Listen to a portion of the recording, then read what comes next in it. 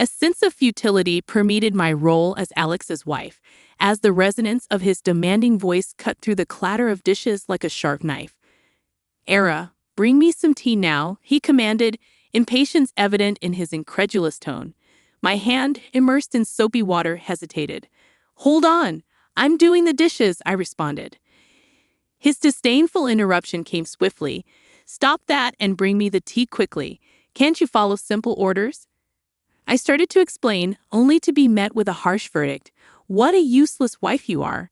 Make me some sweet coffee, please." Mrs. Whitmore, my mother-in-law, voiced her opinion from the living room, devouring a slice of cake taken from the fridge, her eyes gleaming with malice. A sigh escaped me as I glanced at the towering pile of dishes. "There are so many. Leave them for later. Just do what we say, useless wife." Alex's voice lashed out like a whip, each word stinging. I, Aara, a 28-year-old working mother, found myself ensnared in a life that resembled more of a prison than a home. Married at 23, my hope for love and companionship had given way to the overbearing presence of Alex and his demanding mother. Our 4-year-old son remained the sole source of joy in my bleak world.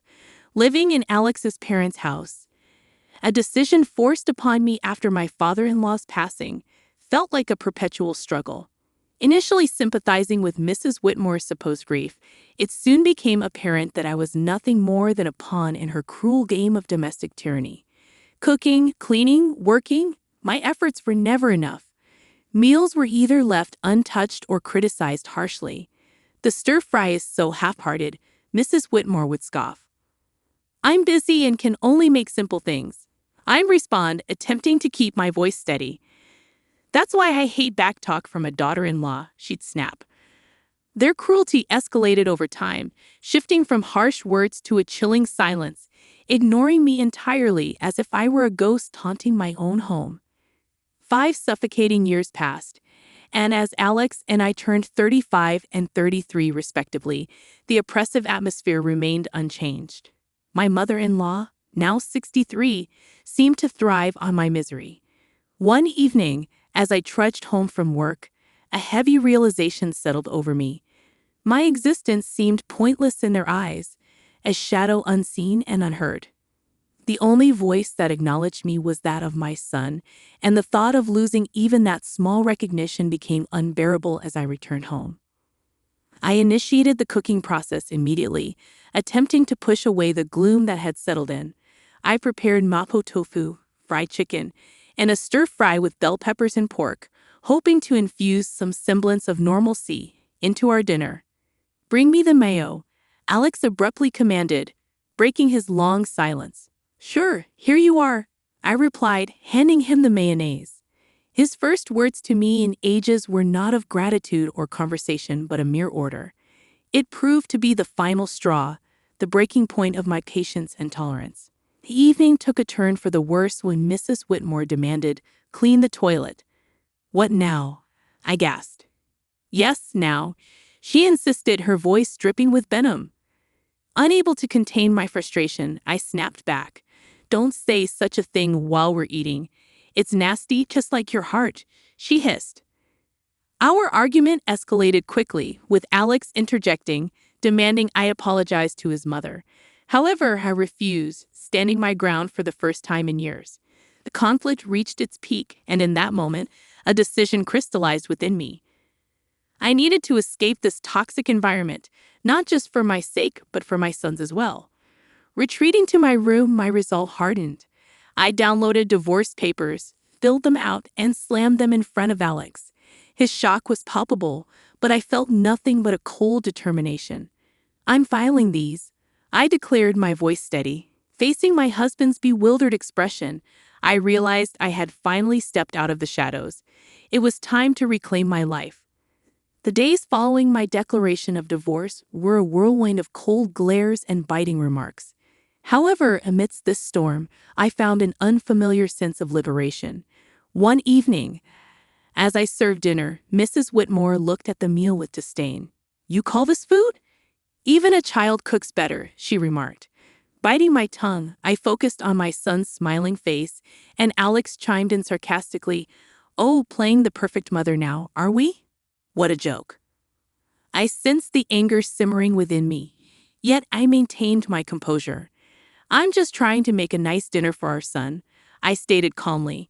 Mrs. Whitmore snorted dismissively, saying, "Don't act high and mighty. You're just a burden in this house." The tension at the table became palpable, with Alex's attempts to belittle me only intensifying. "So, Aara, have you thought about how you'll survive after the divorce? You can barely keep a house, let alone your own life," Alex remarked. I looked him straight in the eye, asserting, "I have been supporting this family for years. I'm not worried about taking care of myself and our son." His smirk faded slightly, a flicker of unease crossing his face. Mrs. Whitmore quickly intervened, saying, "Don't be absurd. You need us more than we need you." The conversation turned to finances, a topic they usually avoided. "You do realize that without my salary, this household would crumble," I stated, more to myself than to them. Mrs. Whitmore scoffed, claiming, "We'll manage. We don't need your pity money." However, Alex's silence spoke volumes. He knew the truth. Without my income, they would be in dire straits. In the following days, their behavior became increasingly erratic. Mrs. Whitmore oscillated between trying to sweet-talk me into staying and hurling insults when I didn't comply. Alex, on the other hand, seemed lost, his arrogant facade crumbling as the reality of his financial dependence became undeniable. One afternoon, I overheard a conversation between them that chilled me to the bone. "She can't leave us like this," Alex hissed. "We need her money." Mrs. Whitmore's reply was cold and calculated. "Don't worry. I have a plan. We'll make her life so miserable she won't dare to leave." Hearing their true intentions laid bare was a revelation. They didn't care about me or our son. It was all about control and money. That night, as I lay in bed, a plan began to form in my mind. If they wanted a battle, I would give them one, but it wouldn't be fought with words or petty arguments. I would get them where it hurt the most: their pride and their pockets. The next morning, I started putting my plan into action. I contacted a lawyer, a sharp and renowned woman. "I want a divorce, and I want to make sure they don't get a penny more than they deserve," I told her. She nodded, her eyes glinting with determination. "We'll make sure of that. You've been the sole breadwinner, right? We'll use that." As the days passed, my resolve only grew stronger. I embarked on the task of documenting everything: the insults, the financial manipulation, even the smallest grievances. It was time to turn the tables, time for them to face the consequences of their actions. As I built my case, a sense of empowerment filled me. For the first time in years, I felt like I was in control of my own destiny. The shadows of discontent were slowly lifting, and in their place, a new dawn was emerging. As the divorce proceedings began, the atmosphere in the house grew increasingly toxic. Yet with each passing day, my sense of fear diminished, replaced by a steely resolve.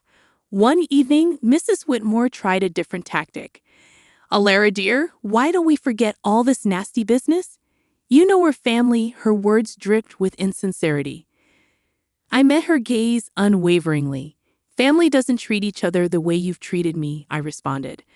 Alex, who had been quietly observing, scoffed. "Oh, playing the victim now. You're not as innocent as you pretend to be." I felt a surge of anger but kept my voice calm.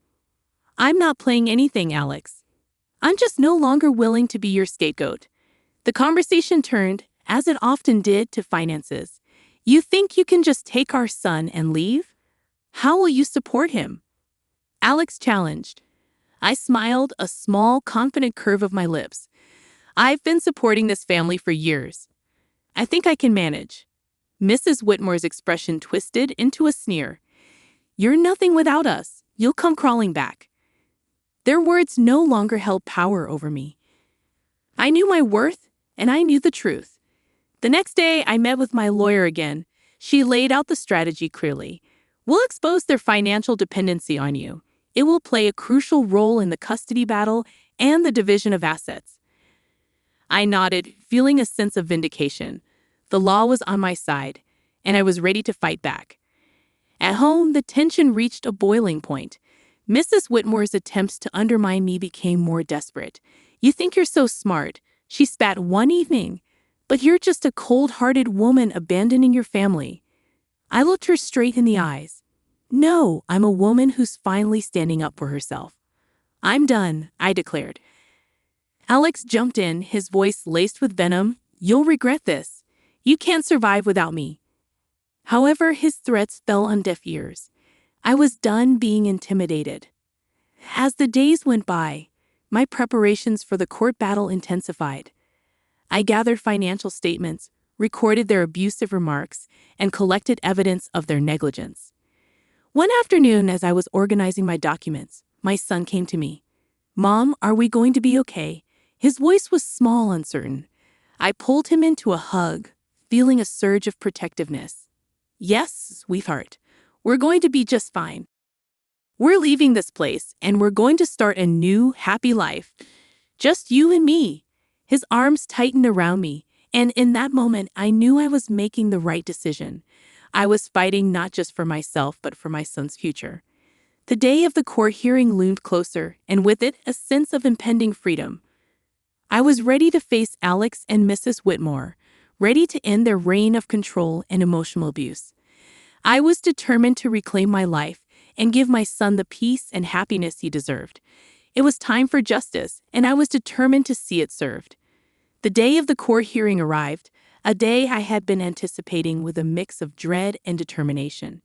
As I sat across from Alex and Mrs. Whitmore in the courtroom, I felt a sense of surrealism. This was the moment where everything would change. The proceedings began with a cold formality.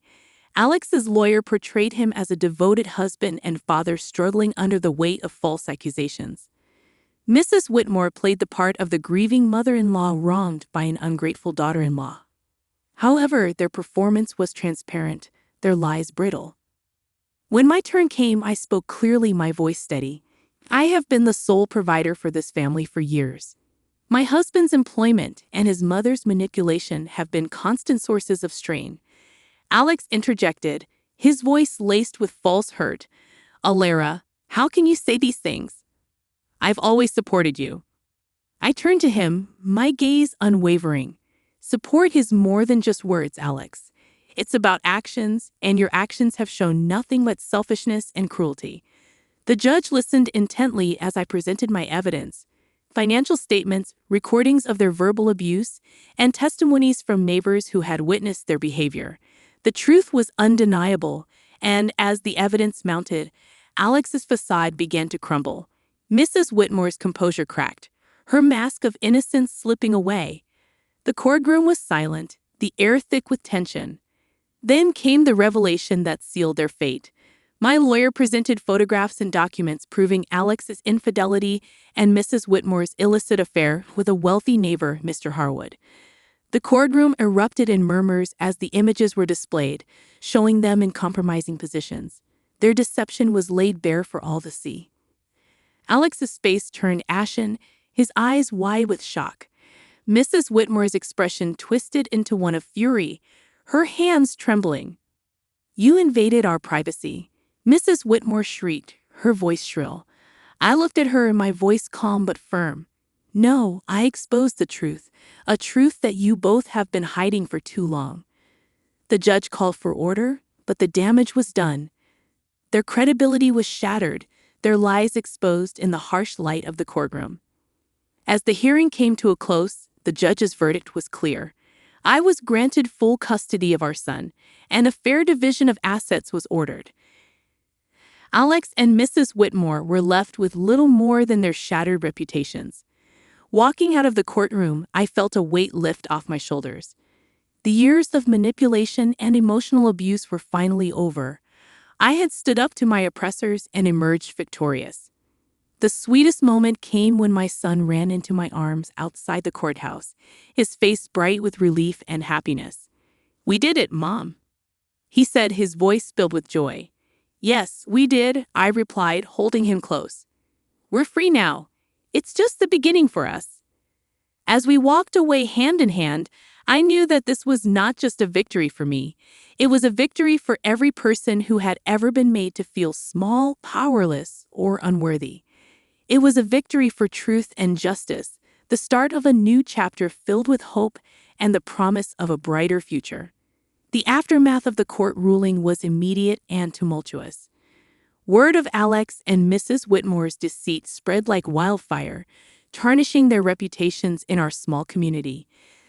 They were no longer able to hide behind their facade of respectability.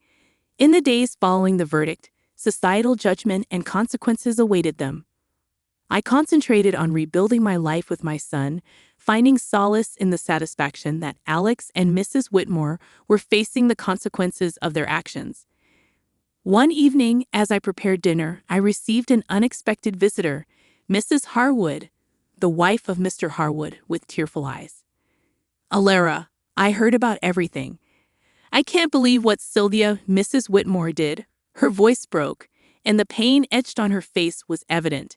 Inviting her in, I offered a cup of tea, and as we sat at the kitchen table, she poured out her heart. I trusted her as a neighbor, as a friend, and to think she was having an affair with my husband, she said. I listened, offering words of comfort. It was clear that Mrs. Whitmore's actions had caused more damage than she had ever anticipated. The next day, I encountered Alex in town. He was a mere shadow of the man he once was, his arrogance replaced by a look of defeat. "Aara, please, can we talk?" he asked, his voice barely above a whisper. I stopped, facing him. "What is there to talk about, Alex?" He fidgeted, unable to meet my eyes. "I am sorry for everything. I didn't realize how much I depended on you, on your strength." His apology, though late, was a testament to the shift in power. He had lost everything: his dignity, his home, his family. In that loss, he had finally recognized his own faults.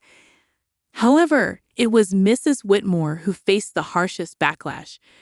Her affair with Mr. Harwood had not only ruined her reputation, but had also led to legal troubles. Mrs. Harwood had filed for divorce and was pursuing a lawsuit against her for alienation of affection. I heard about Mrs. Whitmore's plight from neighbors, the whispers and rumors painting a picture of a woman undone by her actions. She had become an outcast, shunned by those she had once considered friends. One afternoon at the grocery store, our paths crossed, and for a moment, our eyes met. The look of resentment and defeat in her eyes was unmistakable. "You did this to me," she hissed under her breath as she passed by. I watched her go, feeling a mix of pity and vindication. "No, Sylvia, you did this to yourself," I whispered to myself. The tides of justice had turned, and the consequences of their actions were now inescapable. Alex and Mrs. Whitmore were living a life they had crafted through years of deceit and manipulation, and as I watched them struggle with the aftermath, I knew that the best revenge was living well, free from their toxic influence. Turning my focus back to my son and our new life, I realized that this was not just a story of revenge. It was a story of liberation. It was about breaking free from the chains of abuse and control. As I looked to the future, I knew that the best was yet to come.